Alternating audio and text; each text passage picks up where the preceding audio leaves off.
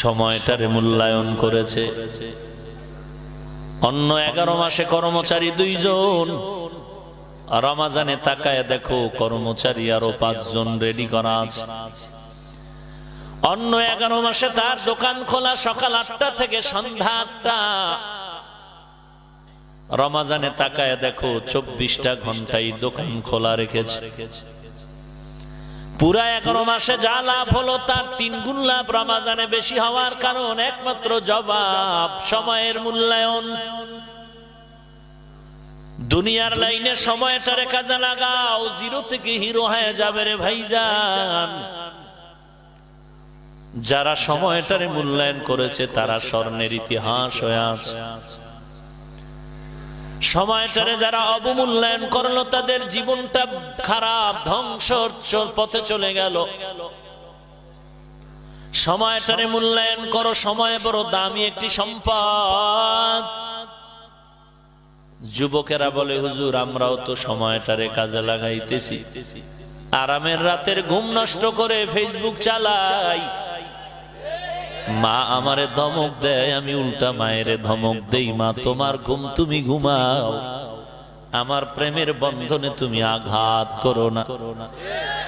যদি বেশি বাড়াবাড়ি করো রে মা তখন তোমাকে চিনব না, প্রেমের বন্ধনে আবদ্ধ হয়ে অন্ধ হয়ে যাব।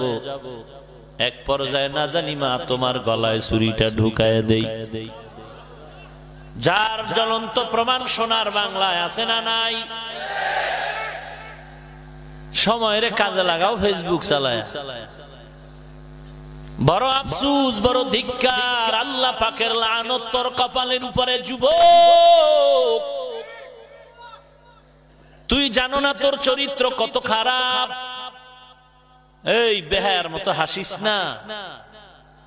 লা ঈমানা লিমান লা আমানাতা লাহ, যার হায়া নাই লজ্জা নাই, মদিনার নবী বলেন তার ঈমান নাই।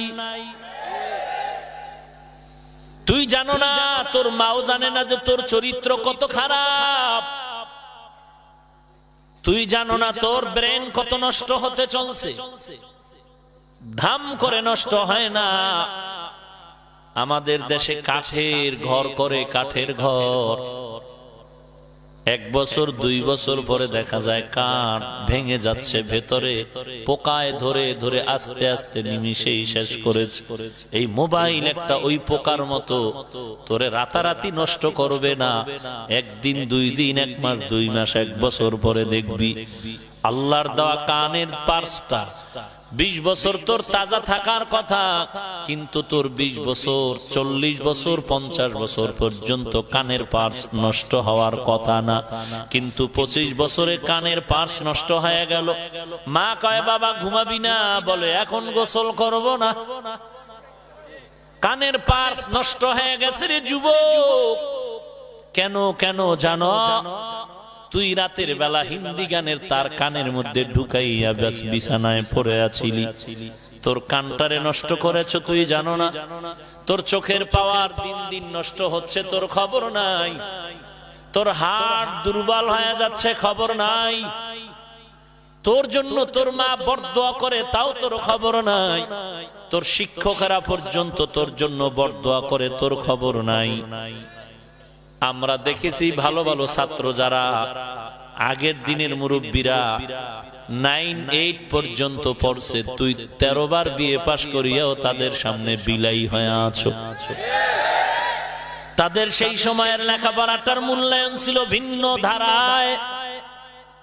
আর তুই এমন লেখাপড়া করো যে নকল ছাড়া পাশ করো না। খোদার কসম তুই বিদ্যাচোর।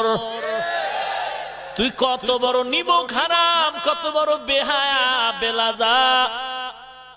যেই বিদ্যা তুই চুমু খাইতি, যেই বিদ্যা তোরে আজ চেয়ারে বসায় দিল, যেই বিদ্যার কারণে তোরে 3rd ক্লাস থেকে 1st ক্লাস করে ফেললো, যেই বিদ্যার সম্মানে আজ তোরে মন্ত্রী ক্রেস্ট দেয়, যেই বিদ্যার কারণে তোকে এমপি সম্মান জানায়, সেই বিদ্যার পাতা, বইয়ের পাতা সিরিয়া শুনছি অনেক জনে বলে জুতার মধ্যে ঢুকায় রাখে, পরীক্ষার হলে নকল করে। ওরে বান্দা তুই যে হও না কেন, তুই বিদ্যার মতো পবিত্র জিনিস চুরি করার অভিশাপের কারণে তুই যদি কোনোদিন চেয়ার পাও, জনগণের সম্পদ চুরি করা ছাড়া তোর কোনো পথ হবে না। তুই তো বিদ্যাচোর, কত বড় পবিত্র জিনিস চুরি করেছ তুই। তোর কপালে আর ভালাই আছে বলে আমার ভয় হয়। আজ তোর লেখাপড়া কোথায় গেল? মা বাবা খানা খায় না, তোরে লেখাপড়ার জন্য ঢাকায় পাঠিয়েছে। ঢাকার হোস্টেলে থাকো, রুম ভাড়া নিয়ে থাকো, আর মা বাবাকে বলো বাবা একটা রুম আলাদা বেসালার ভাড়া নিয়ে থাকি রে আব্বা, টাকা পাঠাও। মাসে মাসে বাবায় কষ্ট করে টাকা দেয়। তোর জন্য কিন্তু মা ঘরের মধ্যে কত রাত ঘুমায় না, আরামের খানাও নাই। তুই বদমাস, ওই মা বাবার হালাল টাকাটারে নিয়া বান্ধবীদের নিয়ে রমনা পার্কের গোড়ায় বসে আড্ডা করো। তোর কপালে গজব আসবে না তো এই জমিনে কার কপালে আসবে বল? তোর উপরে আল্লাহর লানত পড়বে না তো কার কপালে পড়বে বল? সময়টারে কাজে লাগাও। 1 বছর পরে ছেলেটার ফাইনাল পরীক্ষা, বিদ্যুৎ নাই, হারিকেন জ্বালায় জ্বালায় দিন রাত লেখাপড়া করতো কত ছাত্র আমি নিজে দেখেছি। স্কুলে পড়ে, কলেজে পড়ে, রাতে ঘুম নাই। 1 বছর পরে পরীক্ষা, টেনশন শুরু হয়ে গেল। হারিকেন জ্বালায় জ্বালায় রাতের বেলা পড়ে, ঘুমায় না। 24টা ঘন্টার মধ্যে 2-4 ঘন্টা সারা বান্দা ঘুমায় না। আর এখন তুই লেখাপড়ার দরকার নাই, আজকে তোর চরিত্রের কোনো হিসাব নাই। আজকে মোবাইলটার মাধ্যমে তোর জীবন শেষ, যৌবন শেষ, লেখাপড়া শেষ, তোর খবর হলো না। সময়টার এত অবমূল্যায়ন করলি, এত অবমূল্যায়ন করার কারণে এক সময় দেখা যাবে সার্টিফিকেট নিয়ে বটগাছ তলায় কানবি, কপালে চাকরি আসবে না। ওয়াল আসর, সময়ের শপথ। দুনিয়ার লাইনে সময়টারে কাজে লাগাও হে মুমিন। সময়টারে কাজে লাগাইলে 0 থেকে হিরো হয়ে যাবে। এরে আল্লাহর গোলাম, সময়টারে কাজে লাগাও। সরকারের সাথে চাকুরির টাইম তোমার চুক্তি হয়েছে সকাল 8টা বিকাল 4টা, ঠিক না? তুমি 9টায় যাও, প্রতিদিন 1 ঘন্টার টাইম তুমি চুরি করো। টাইম তোমার, চাকরির স্থানে গিয়ে 8টায় বসবা, তুমি সেখানে 9টায় 10টায় 11টায় গিয়া বসলা।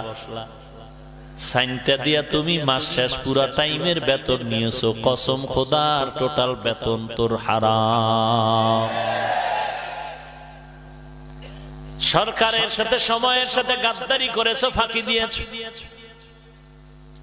সকাল 10টায় মিটিং ডাকা হলো, সদস্যরা হাজির হয়ে গেল, সভাপতি এখনো আসে না কেন? সভাপতি এসে গেছে, সেক্রেটারি নাই। সময়ের মূল্যায়ন নাই। আমাদের দুনিয়ার লাইনেও যারা সময়টারে মূল্যায়ন করেছে, ছেলেরা স্কুলে কলেজে যারা পড়ো, যাদের বই পড়ো লেখছে যারা, এদের লেখা বইগুলো পড়ো। তুই তো একটা বই বানাইতে পারো না, যদি নাই পারো অন্তত ওই বান্দা তো তোর কাছে ধন্য হবে, কারণ সে সময়টারে কাজে লাগিয়েছে। সময়টারে মূল্যায়ন করণের কারণে সে নিজেই মূল্যায়িত হয়ে গেছে। সময়ের মূল্যায়ন করার কারণে নিজের মূল্যায়ন, সময়টারে দামি বানানোর কারণে নিজের দাম। আখিরাতের লাইনেও যদি সময়টারে কাজে লাগাও, আখিরাতের লাইনেও বড় দাম। আধা ঘন্টা সময় করে যদি বান্দা 5 বেলার নামাজ পড়ো, 1 ওয়াক্তে আধা ঘন্টা লাগে না, ধরে নিলাম আধা ঘন্টা। 5 ওয়াক্ত নামাজে 2.5 ঘন্টা, আরো আধা ঘন্টা বাড়ায় দিলাম 3 ঘন্টা সময়। এই 3 ঘন্টা সময় ব্যয় করে যদি বান্দা 5 বেলার নামাজ আদায় করে, আখিরাতের লাইনে আমার মাওলা 24টা ঘন্টার বরকত দিয়া তোর 50 ওয়াক্ত নামাজের সওয়াব দিবে। মকুন সুসুতি নামাজে পানজে গানা ফাওয়াইলুল লিল মুসাল্লিন আল্লাযিনা মুমিনারা ইনামাজে ইমদাদ দা ইস্তাঈনু আয়াতে কুরআন বাখা আয়াতে কদ আফলাহারা ইয়াদকুন গৌরকুন দর মানিয়াজদের সাদিকুন। মদিনার নবী বলেন, বান্দা যদি এশার নামাজ জামাতে পড়ে ঘুমাও